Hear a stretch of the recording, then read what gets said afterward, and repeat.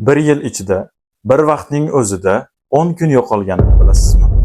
Bu afsona emas. 1582-yil odamlar 4-oktyabr kuni yotishib, 15-oktyabr kuni uyg'onishgan. Yulian taqvimi har yili 11 daqiqaga xato qilgan. Ushbu 11 daqiqa asrlar to'planib 10 kunga yetib kelgan.